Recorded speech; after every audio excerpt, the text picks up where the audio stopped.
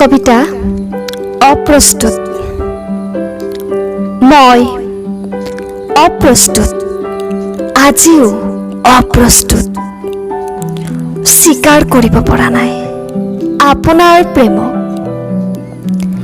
মাহ, দিন, বছৰ আপুনি ক্ৰমাৎ চহি গৈছে।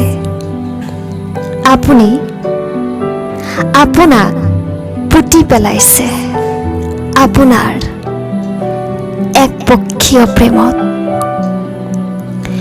ওলাই আহিব পৰা নাই আপুনি। মই জানো আপুনি বহুবাৰ চেষ্টা কৰিছে। হয়তো আপোনাৰ শুভাকাংক্ষীৰ গালি শুনি, হয়তো আপোনাৰ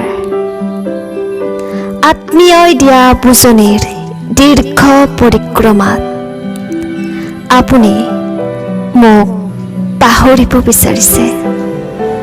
কিন্তু ব্যৰ্থ হৈছে আপুনি দেৱদাসৰ দৰে, অথবা পাগল প্ৰেমিকৰ দৰে। আপুনি বুজাব পৰা নাই নিজক যে মই আপোনাৰ নহয় বা হ'ব নোৱাৰিম কেতিয়াও। আপুনি আকৌ উন্মত্ত হৈ উঠিছে,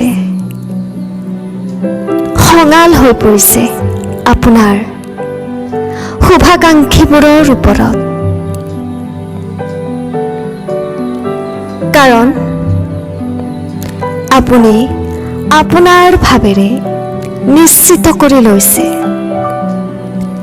মই নামৰ সত্তাটো কেৱল আপোনাৰ, কেৱল আপোনাৰ। আপোনাৰ এই ভাৱনাই আপুনি গম নোপোৱাকৈ আপোনাক শেষ কৰি গৈ আছে। অথচ ইমানবোৰৰ পিছতো মই আপোনাৰ হ'ব পৰা নাই। আপুনি কৰা নাই কি? হোৱাটছএপ, ফেচবুকত চেমটি ফালি বহুজনৰ মনত আপুনি এজন সাংঘাতিক ব্যৰ্থ প্ৰেমিক হৈ পৰিছে। মদৰ গিলাচত ওঠ গুজি আপুনি সংগ লৈছে নিৰ্জন ৰাতিবোৰৰ আৰু খাট পেলাইছে আপোনাৰ হাহাকাৰ বুকু। বাধাহীনভাৱে বৈ আছে চকু পানীবোৰ। আনকি হাতত ব্লেডেৰে কাটি আপোনাৰ তেজত কিমান বাৰ খোদিত কৰিছে মোৰ নাম। তথাপি মই প্ৰস্তুত হ'ব পৰা নাই আপোনাক ভাল পাওঁ বুলি ক'বলৈ। হয়তো আপুনি লাহে লাহে আৱিষ্কাৰ কৰিব মই অহংকাৰী নাৰী বুলি।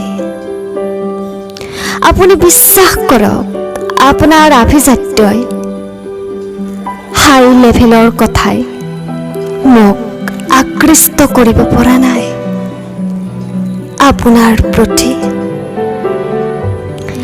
আপোনাক ভাল পাবলৈ ফুলাব পৰা নাই বুকুত সেই ৰঙা গোলাপ কলি। আজিও অপ্ৰস্তুত মই, আজিও অপ্ৰস্তুত আপোনাক ভাল পাবলৈ।